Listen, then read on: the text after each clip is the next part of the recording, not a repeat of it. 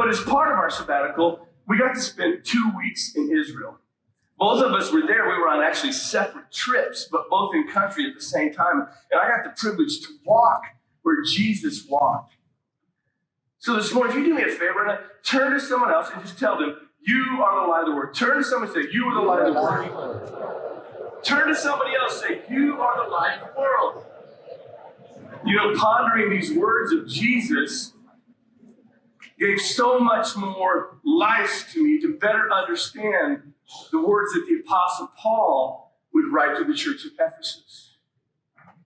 When he said, for you were once darkness, but now you are light in the Lord.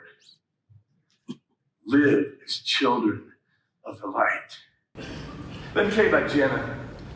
Jenna's a gifted leader who also happens to be a stay-at-home mom. Over the course of the last 4 years, she has just become a discipler of women. And she's actually went beyond the bounds of our church across Kansas City. Just recently, she took on a role with the IF Gathering as the Missouri State Director.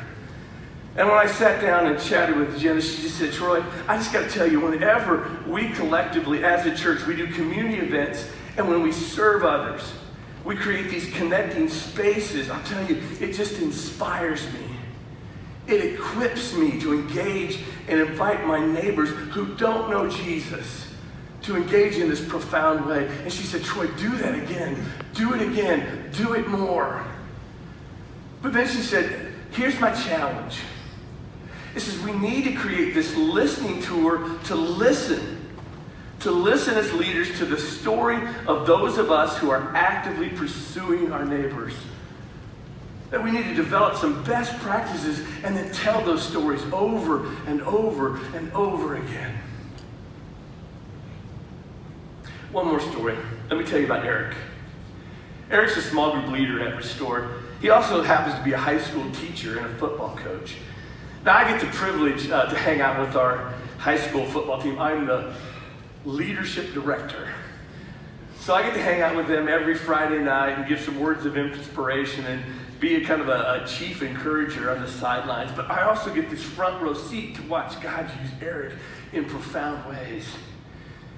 Man, he had some really encouraging words that I hope will encourage you as well. He said, the church, it has been catalytic in reminding me of my why. The church has created a platform for some incredible Jesus-centered relationships. And those relationships, they've been an anchor in my life, and they continually redirect my focus back to Jesus, who is my why.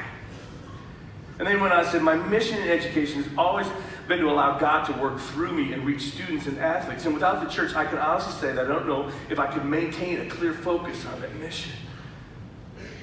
But he said to me, his challenge was this. He said, Troy, I really, really need to be equipped in building and maintaining relationships with my coworkers that can be impactful for the kingdom. He just wondered, what are those relationships supposed to look like in a professional setting? Does it become more about focusing on creating depth in just a few, or to have good standing with the larger crowd? He just said to me, Troy, what do I do?